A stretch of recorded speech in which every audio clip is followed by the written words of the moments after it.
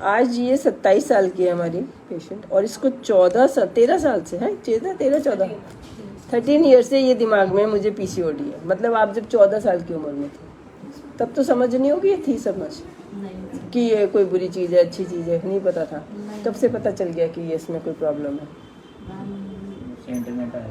Internet आया 18-20 साल की उम्र, 20-21 साल की हुई थी। हाँ, तब मतलब सबने बताया। तो वेट भी उसके बाद ही बढ़ा, उसके बाद और मूड स्विंग भी उसके बाद ही हुए। सबसे ट्रीटमेंट तुम अभी ले रही हो 21 दिन की गोलियां, आप जाके बोलते मुझे रेगुलर नहीं होते, 21 दिन की गोली थी तो रेगुलर हो गए। हाँ। कोई दिमाग लगाने की ज़रूरत ही नहीं है, उसके लिए डॉक्टर होने की ज़रूरत ही नहीं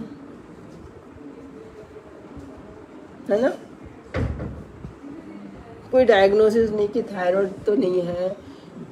और 18-19 जब भी मेंसेस स्टार्ट होते हैं उसके 8 साल तक रेगुलर एग ना बनना नॉर्मल बात है। एक डिपार्टमेंट बनना शुरू हुआ है, उसको बनते 8 साल लगते हैं, समझ गए।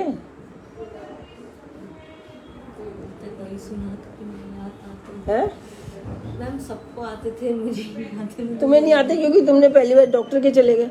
तुम ना जाते तो तुम्हारे भी आते रहते। दिखाने चले गए, तुम्हें मम्मी लेके चली गई। जब उसको तुम्हें 14 साल की उम्र में आए ना, फिर शुरू में 1-2 साल इरेगुलर आते हैं, नहीं आते, लेट आते हैं, ये नहीं पता था मम्मी को। मैम स्टार्टिंग में 2 साल तो नहीं कराया था, उसके बाद से ट्रीटमेंट कराया था क्योंकि वो फिर बढ़ते जा रहे थे डिस्टेंस, वो लेट आ रहे थे। हाँ, तो किसी का 18 साल की उम्र में भी आते, ऐसे भी लोग हैं। 16 साल तो बड़ी एवरेज एज है, उसके बाद आने थे तो, और वेट तब नहीं ज़्यादा था। नहीं, मेरा 21 जब तुम्हें समझ आया मुझे पीसीओडी, उसके बाद वेट बढ़ा है। तब से लेके अभी तक मेरा 20 पीसीओडी नहीं है, बिल्कुल भी नहीं है, शक्ल पे लिखा है नहीं है।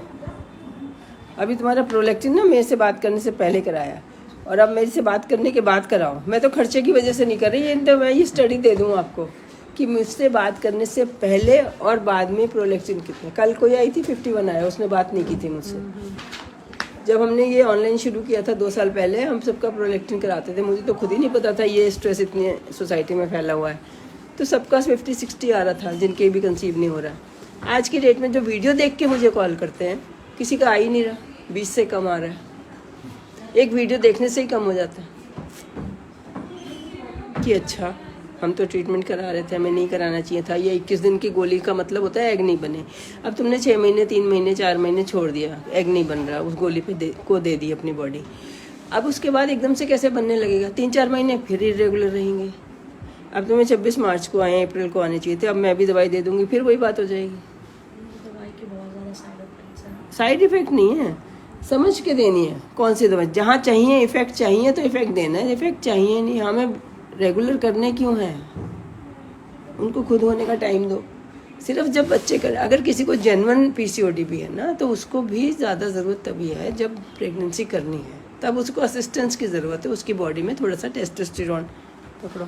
एक उसका, अगर मैं जनरल बता रही हूँ, सीरम टेस्टोस्टेरोन। तुम्हारा तो मुझे कराना ही नहीं, क्योंकि ना तुम्हारे बाल है ना बॉडी लड़कों जैसी है, कमर पतली है, गर्दन पतली है। मतलब अगर मोटी है तो सारी बॉडी मोटी है ना, ऐसे तो नहीं है कि खाली गर्दन मोटी है, कमर और हिप बराबर है। कमर जो हिप, ये एक पहचान होती है, हिप वेस्ट रेशियो जो है, हिप ज़्यादा होनी चाहिए। वेस्ट हिप रेशियो कहते हैं एक्चुअली, वेस्ट हिप रेशियो। ऊपर वेस्ट लिखोगे, नीचे हिप लगोगे, ये शुड बी लेस देन 0.85। मतलब वेस्ट कम होनी चाहिए हिप से। अब तुम्हारी वेस्ट कम है ना हिप से, बस तो पीसीओडी नहीं है। इसका क्या मतलब है कि आपकी ये आर ग्लास बॉडी है, ये क्यों होती है ऐसी? क्यों होती है ऐसी? बेबी ने निकलना है, चौड़ी बनाई है। लड़कों की क्यों नहीं होती ऐसी? क्योंकि उनके यहाँ से बॉडी से बेबी ने निकलना नहीं है।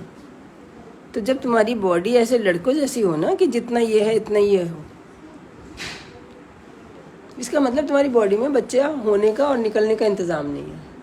अगर तुम्हारी बॉडी में निकलने का इंतज़ाम है तो होने का भी तो होगा। पीसीओडी पेशेंट एंटर करते ही दिख जाता है, ऑनलाइन दिख जाता है, फेस देखते ही दिख जाता है, आवाज़ से दिख जाता है। मतलब मैं ना भी देखूं, सिर्फ उसकी आवाज़ सुन लूं, मतलब उसमें सारे मेल कैरेक्टर होने चाहिए।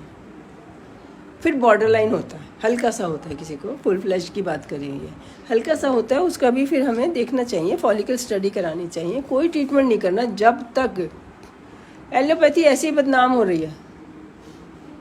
अब क्या है कि कोई आपको ढंग का आयुर्वेदिक होम्योपैथी मिल जाएगा कि कैसे नहीं होता, मैं कर वो अच्छी दवाई ना दे, कुछ भी ना दे, मीठी गोली दे दे, आप ठीक हो जाओगे। ये नहीं कि एलोपैथी की प्रॉब्लम है, उसकी बिना नॉलेज के बस दवाइयाँ लिखनी है। हम ड्रग कंपनी को सपोर्ट कर रहे हैं बजाय मरीज को सपोर्ट करने के, कि वो आके हमसे हाथ पैर जोड़ गया, मैडम लिख दिया करो, मैडम लिख दिया करो, मैडम ने लिख दी।